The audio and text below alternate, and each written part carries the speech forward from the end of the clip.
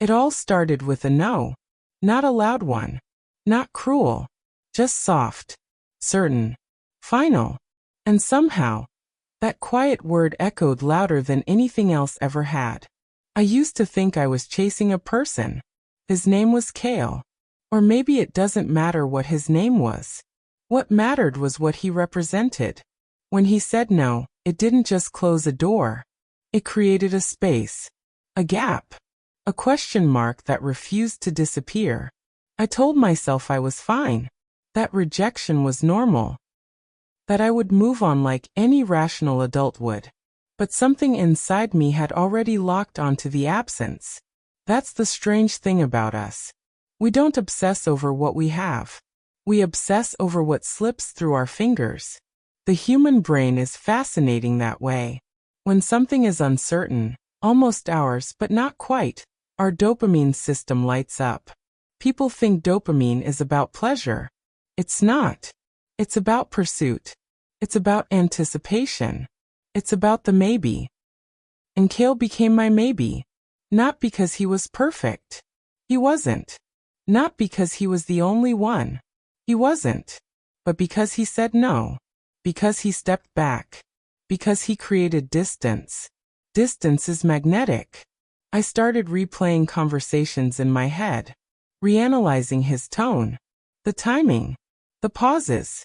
I convinced myself there had to be a hidden path, a different choice of words, a version of me that would have made him stay. But here's the truth I didn't see then. I wasn't chasing him. I was chasing the version of myself I thought existed in his eyes.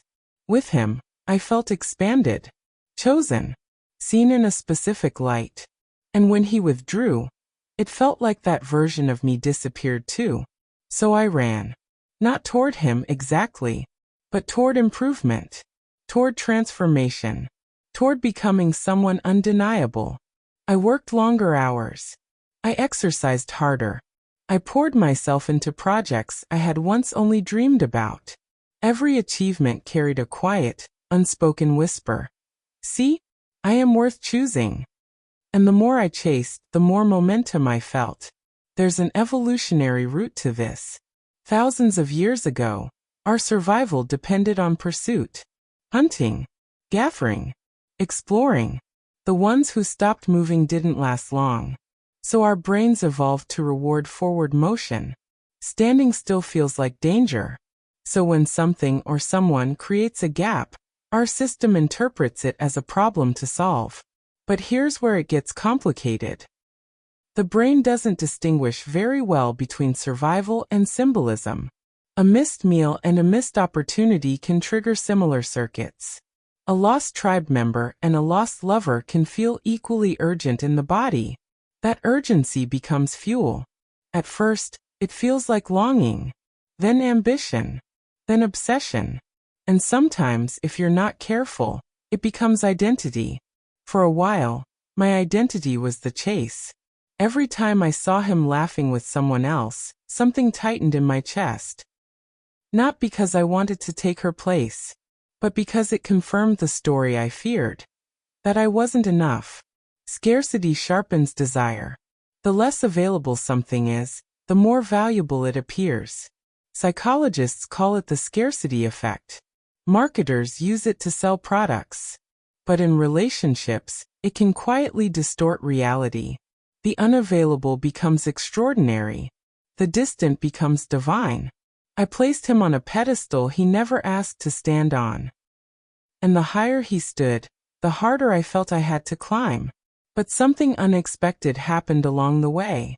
The climb changed me. In trying to prove myself, I developed skills I didn't know I had. In trying to distract myself, I discovered passions that had nothing to do with him. In trying to become enough, I outgrew the need for his validation. The chase redirected. Slowly, almost imperceptibly, my focus shifted from him to the horizon. I began sketching ideas instead of memories, planning futures instead of rehearsing conversations that would never happen. The energy that once revolved around one person began orbiting something larger. Purpose. And that's when I understood something that most of us learn too late. The chase is rarely about the target. It's about movement. When we chase a person, we're often chasing expansion. When we chase success, we're chasing significance. When we chase dreams, we're chasing the feeling of becoming more than we are right now. The object is just a symbol. If Cale had said yes that day, maybe none of this would have happened. Maybe I would have settled into comfort. Comfort is beautiful, but it doesn't always provoke growth. Rejection does. Uncertainty does. Longing does. They stretch us. There's a paradox in all of this. The moment you stop chasing from a place of lack and start moving from a place of creation, the urgency fades. The desperation dissolves. What once felt like oxygen becomes optional. And that's when peace enters. I didn't get the story I thought I wanted. I got something stranger. I got momentum. The brain still lights up when there's a gap between who we are and who we could be. That wiring doesn't disappear. But we can choose what we point it toward. We can chase people. We can chase validation. We can chase ghosts. Or we can chase growth. The energy feels the same at first. The quickened pulse, the restless thoughts, the spark of possibility. But the direction changes the outcome. Eventually, I saw him again. Not in a dramatic, cinematic way. Just in passing. And for the first time, my chest didn't tighten. There was no vacuum anymore. He was just a person. And I was no longer the girl defined by a no. I had become someone shaped by motion. So why do humans chase? Because the space between what is and what could be is electric. Because uncertainty activates us. Because longing reminds us we're alive. But the real secret? What we chase will always evolve. The question isn't whether you'll feel that pull. You will. Your brain is built for it. The question is this: where will you direct it? Because in the end, the chase will change you. And sometimes, that change is the very thing you were searching for all along.